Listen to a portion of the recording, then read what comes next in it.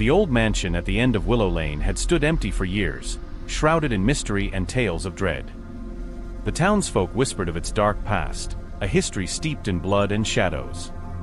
No one dared to venture near, especially after the sun dipped below the horizon. But tonight, four friends, driven by curiosity and a dare, decided to uncover the truth behind the House of Death. It was a stormy night when the group arrived.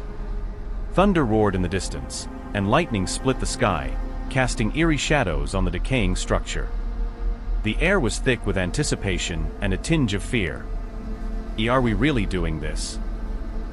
Jake, the skeptic of the group, asked, his voice barely audible over the howling wind. Of course we are, Sarah replied, her eyes shining with excitement. We've talked about this for years. Now's our chance.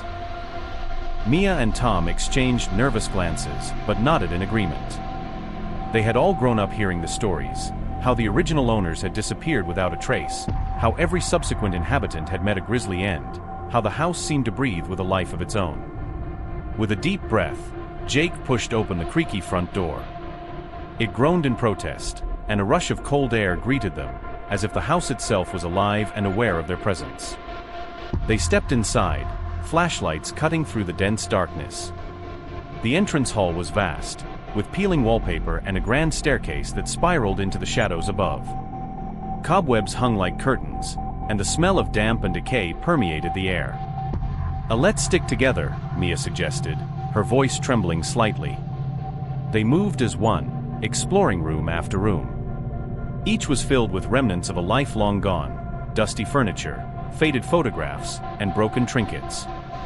But it was the silence that unnerved them the most, a heavy, oppressive quiet that seemed to swallow their whispers. Suddenly, a loud bang echoed through the house, making them jump. What was that? Tom whispered, his eyes wide with fear. Probably just the wind, Jake said, though he didn't sound convinced. They continued deeper into the mansion, reaching a door that looked different from the rest. It was larger, more ornate, with intricate carvings that seemed to writhe in the flickering light of their flashlights. Should we?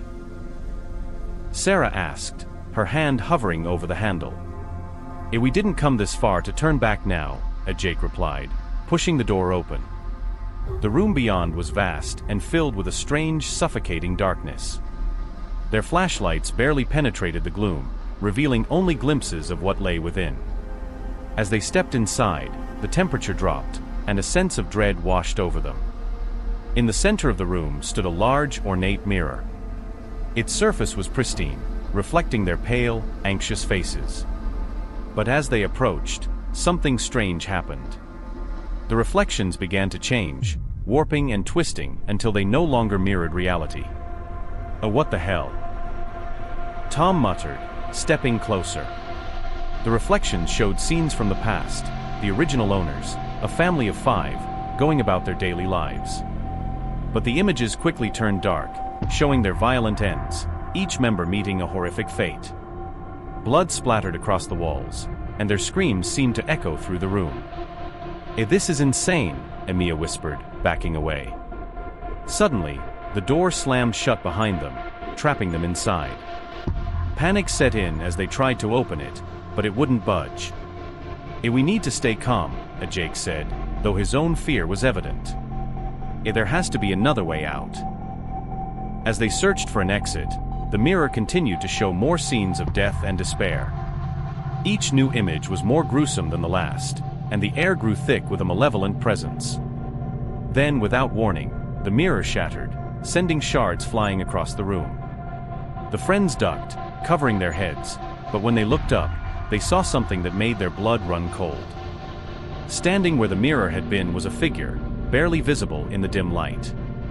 It was tall and gaunt, with hollow eyes that seemed to pierce through them. Its mouth twisted into a sinister smile, and a low guttural laugh filled the room. Who are you? Sarah stammered, her voice shaking. The figure took a step forward, and they could see it more clearly now. It was dressed in tattered old-fashioned clothing, and its skin was a sickly gray, covered in scars and bruises. I am the keeper of this house, it said, its voice a raspy whisper. And you have trespassed where you do not belong." Before they could react, the figure lunged at them, its movements quick and unnatural. They screamed and scattered, trying to evade its grasp. But the room seemed to come alive, the walls closing in and the floor shifting beneath their feet. Jake managed to find a small door hidden behind a tapestry. He yelled for the others, and they all rushed towards it, squeezing through just as the figure reached them. They found themselves in a narrow, dimly lit corridor, the walls lined with old, dusty portraits. "We need to get out of here," a Tom panted, his heart racing. "He agreed," a Jake said, leading the way. "There has to be an exit somewhere." As they navigated the twisting passages, they could hear the figure's laughter echoing behind them, growing louder and more menacing. The house seemed to shift around them, changing its layout and trapping them in a labyrinth of horror. Mia stumbled upon a small room with a window, the glass cracked and dirty. She called the others over, and they frantically tried to open it, but it was stuck fast. "Help me," as she pleaded, and together they managed to force it open just enough to squeeze through.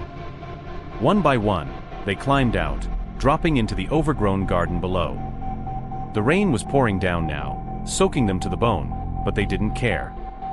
They ran towards the gate, desperate to escape the nightmare they had walked into. As they reached the edge of the property, they glanced back at the mansion.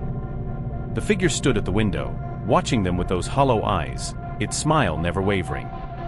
"We made it," as Sarah said, her voice trembling with relief. "We actually made it." But as they walked away, they couldn't shake the feeling that they were still being watched, that the house had marked them somehow. They knew they would never forget what they had seen, and they vowed never to speak of it again. Yet, deep down, they all knew that the house of death would haunt them forever.